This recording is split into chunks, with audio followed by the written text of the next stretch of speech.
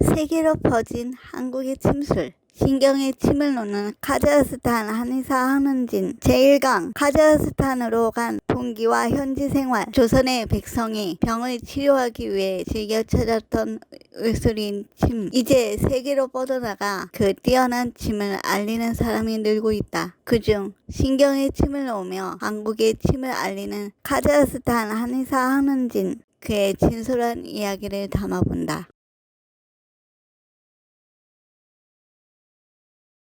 초청해 주셔서 감사합니다.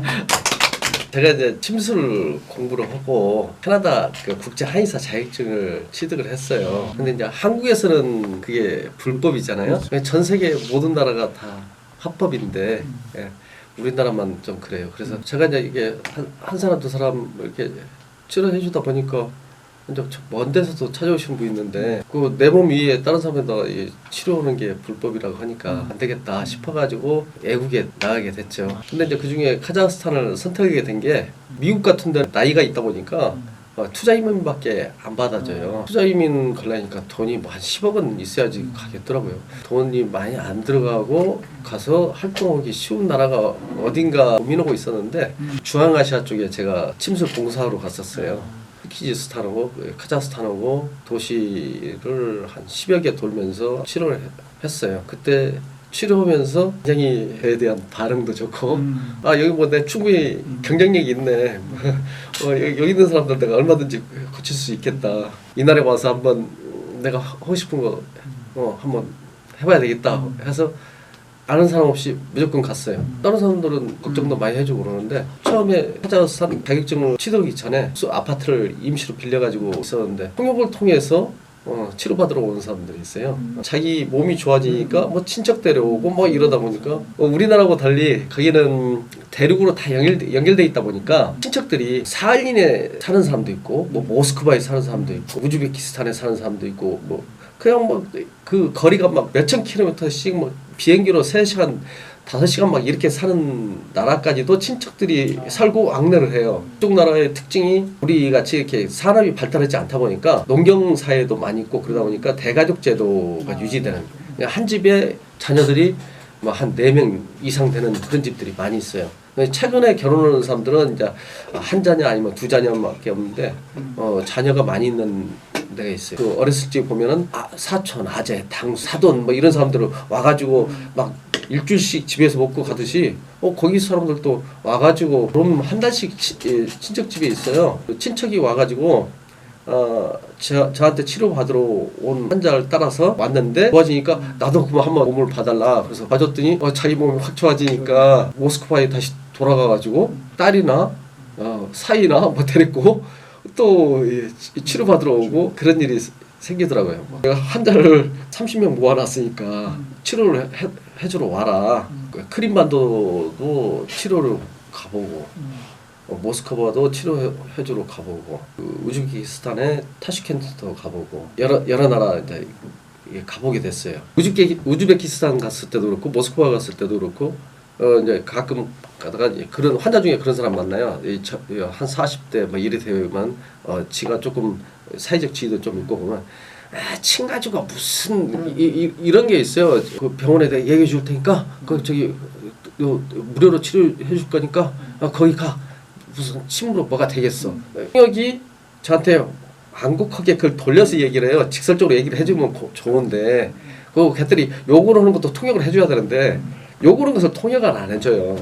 처음에는 무조건 나 좋다고 얘기하는 줄 알았는데 이제 그 생활하다 보니까 제가 지금 욕을 하는데 그런 그 비아냥거리고 그런 것을 듣게 돼요.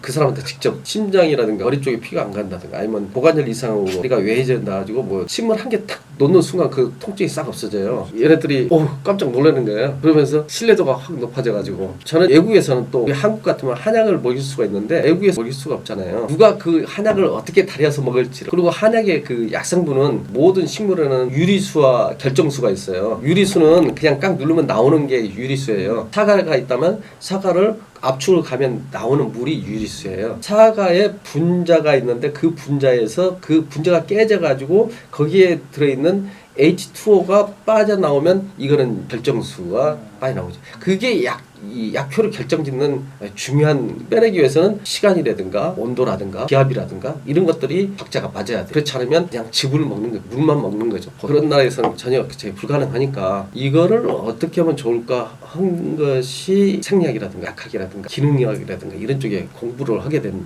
그런 동기가 됐어요.